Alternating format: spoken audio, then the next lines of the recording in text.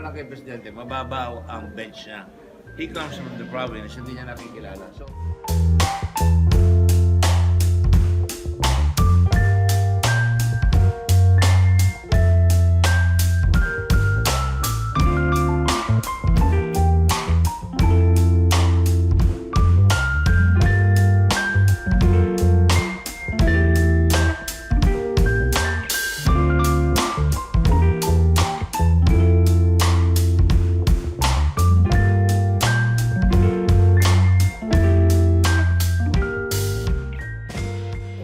siya lang nakakaintindi, kinakaya niya salita niya eh.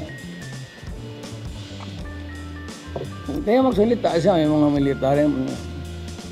Ano sinabi noon, sir? Yung putang ina, pakialam yung gagawin niya. Hindi wala nga akong naintindihan, abogado ako, kayo pa. Yung sabi niya na probinsyano ako, sabagay totoo yan.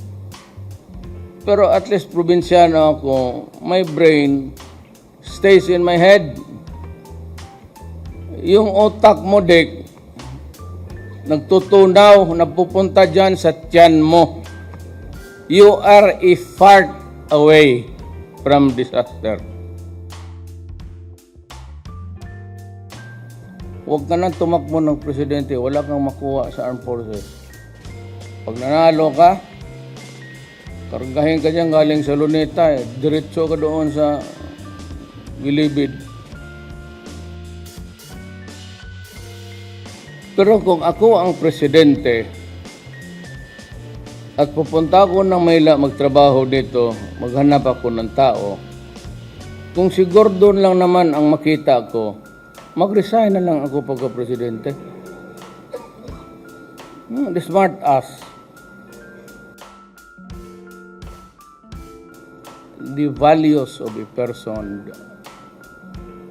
dumidikit yan, bata pa yan. Ang prinsipyo niyan, nandyan na yan, high school pa yan. Hindi yan sinusolo ng mga taga-Subic na mayor.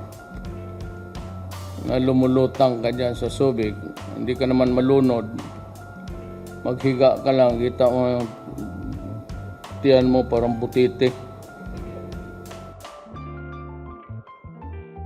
Para kang penguin maglakad. Totoo man, sabihin mo sa kanya. Yung makita kami. Sabihin niya sa akin uli yan. Sabi ni Duterte, makita kayo. Sabihin niya yan in front of me. Sabi ko, take care of your stomach.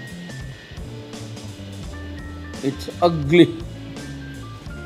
Isang utot ka lang, tignan mo. You are just a fart, a heartbeat away from yung laki mo niyan. Yan ang katawan na mahirap. Hindi pwede ambulansya. Karga ninyo doon sa truck ninyo. Pakialimero. Mahirap maghanap ng tao na honest ngayon. Sa 1,000, butit na lang kung kasali ka dyan sa 2. Dick Gordon. Do not be too presumptuous about your talent. Gago ka, hindi ka naman talaga Pilipino. Tisoy ka lang dyan. Intindihin mo muna yung tiyan mo bago ka makialam sa trabaho ko. Tumakbo ka ng vice president, hindi ka naman manalo. Hanggang senador ka lang.